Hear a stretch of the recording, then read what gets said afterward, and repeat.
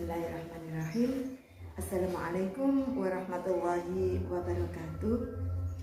Selamat siang bunda-bunda yang dirahmati oleh Allah Subhanahu wa ta'ala. Di sini saya akan bincang-bincang kecil tentang penanganan anak berkebutuhan khusus yang disebabkan oleh kekerasan. Namun di sini saya tidak sendiri. Saya ditemani oleh bintang tamu saya. Beliau adalah ibu dari 3 anak. Beliau juga sebagai pendidik di RA Muslimat NO 21 Kota Malang. Beliau juga sebagai pelajar di program S1 PG PAUD Universitas Terbuka. Perkenalkan, beliau adalah Bu Mi'ratul Ajeng Rahman. Selamat siang bunda-bunda dan rekan-rekan semuanya. Ini Bu Ajeng, di sini saya itu mau nanya, kira-kira untuk penanganan anak berkebutuhan khusus yang disebabkan oleh kekerasan, hal apa yang menjadi penyebab utama tentunya ya yang terjadi kekerasan terhadap anak? Seperti apa saja sih Bu? Baik, di sini saya akan menjelaskan. Sebenarnya anak-anak maupun orang dewasa itu dapat atau berpotensi menjadi pelaku kekerasan. Kenapa? Karena anak pun yang berpotensi menjadi pelaku kekerasan adalah anak yang mengimitasi dari orang tua ataupun karena faktor luar seperti gadget, nonton TV, ataupun bermain game. Nah, dari film yang dia tonton atau game yang dia mainkan, di situ kan banyak sekali ya sekarang kayak permainan-permainan yang mengandung kekerasan seperti itu. Jadi akhirnya dia berpotensi karena dia meniru seperti sosok yang ada di game tersebut di atau gadget itu. Iya, yang ada di gadget itu, yang ada di film itu, dia berusaha meniru, mungkin seperti itu. Nah, selain itu, mungkin karena anak tersebut pernah mengalami bullying atau pernah mengalami kekerasan dari teman sebayanya ataupun dari orang tuanya itu, jadi sehingga dia akan merasa melampiaskan kekesalannya kepada teman yang lainnya hingga akhirnya dia menjadi pelaku kekerasan seperti itu. Itu kalau menurut saya. Dan biasanya golongan dari pelaku kekerasan itu ada bermacam-macam. Maksudnya faktornya seperti apa itu ya Bu? Faktor dari kepribadiannya yang menyebabkan dia melakukan seperti itu, seperti kaku, kasar. Jadi sifatnya dia itu menjadi sifat yang terimitasi dari film-film tersebut. Iya, gitu. Terus mungkin anak tersebut menjadi golongan pelaku kekerasan seksual karena dari seperti itu ya Bu? karena pergaulan bebas mungkin ya, jadi seperti itu. Terus kira-kira apa yang dapat dilakukan anak ketika mendapati situasi kekerasan seperti itu? Di sini kita harus pandai untuk mengenal anak. Maksudnya kita harus berusaha untuk mendekati anak, mengajak anak untuk berbicara, agar kita bisa mengajarkan kepada anak tentang apa yang harus dilakukan anak tersebut, apakah itu baik atau buruk.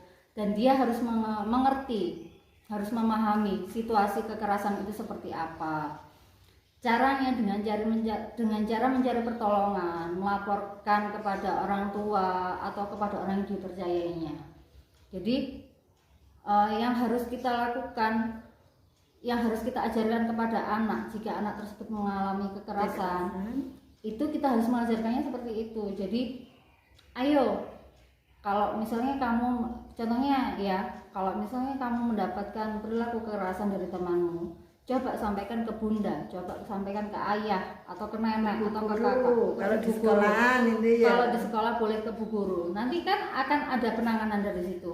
Jadi agar pelakunya pun itu tidak sampai berlanjut ke selanjutnya seperti itu, keterusan agar tidak membuli ada, gitu. iya, agar tidak ada korban lagi. Bagus. Oke. Terus apa dampaknya? Dampak signifikan yang dapat dialami oleh anak tersebut kira-kira yang setelah dibully kayak gitu. Dampak signifikan itu biasanya kalau dari secara fisik ya, itu akan meninggalkan luka. Nah, dari luka tersebut kan akhirnya dia kayak selalu teringat-ingat trauma melihat lukanya. Aku begini karena pernah kayak dipukul, ini. iya pernah dipukul, aku pernah ditinju atau seperti itu. Nah, selain itu dari segi emosional dia akan merasa lebih sering marah, dia tidak akan merasa tenang, rasa percaya dirinya akan hilang, dia kurang bisa tidur juga bisa kayak gitu. Akhirnya lebih sering diam gitu.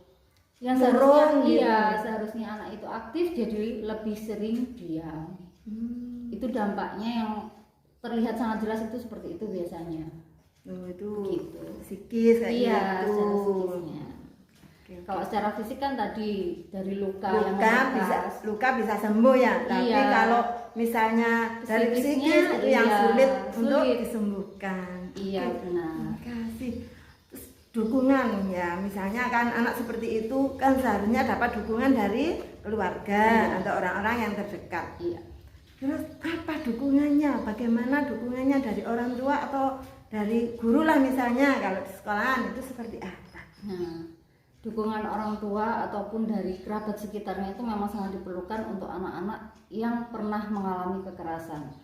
Jadi untuk menimbulkan rasa percaya dirinya anak, kita harus dapat merangkul. Maksudnya kita harus berusaha untuk dapat menenangkan anak tersebut agar dia bisa membangun kembali rasa percayanya kepada orang lain dan membangun rasa percaya dirinya dia sendiri. Nah, saat seperti itu lingkup keluarga itu paling utama dalam menyembuhkan anak yang mengalami trauma seperti itu. Iya, betul. Iya, jadi prosesnya itu tadi kan memang betul lama. Jadi pendekatan yang membuat dia nyaman itu seperti apa? Itu yang harus kita lakukan. Begitu. Solusinya, Bu. Misalnya kan solusi dari kekerasan itu tadi. Solusi yang terdapat di sekitarnya sesuai untuk anak agar dapat memahami situasi tersebut, gimana solusinya untuk anak tersebut gitu ya? Gimana caranya, Bu? Nah, karena efek kekerasan tadi dapat berlangsung secara lama, kita harus, yaitu tadi pendekatannya itu pendekatan dari lingkup keluarga. Jadi yang diutamakan pendekatan intinya. Kalau masih belum bisa, kita memang kita membutuhkan seorang psikiater. Jadi fungsinya dari psikiater itu sendiri pun itu untuk membantu anak yang mengalami trauma seperti itu, lebih tepatnya datang ke psikiater karena para psikiater akan dapat memberikan penanganan yang lebih tepat. Selain itu berusaha untuk membangun kepercayaan diri anak tadi, mengajak anak untuk memfokuskan pikirannya agar dia lebih tenang, lebih senang, percaya diri, lebih positif, pikirannya lebih positif, sehingga dapat menimbulkan semangat baru untuk anak tersebut. Begitu. Oke, terima kasih Bu Ajeng. Itulah bunda-bunda sekalian, bincang-bincang kita kali ini. Terima kasih atas kehadirannya. Sama-sama, terima kasih Ibu. atas ilmu-ilmunya. Semoga langkah kedepannya kita bisa melaksanakan dengan baik. Amin. Oke, terima kasih bunda-bunda di kasih. rumah. Sekian dulu dari kami. Assalamualaikum warahmatullahi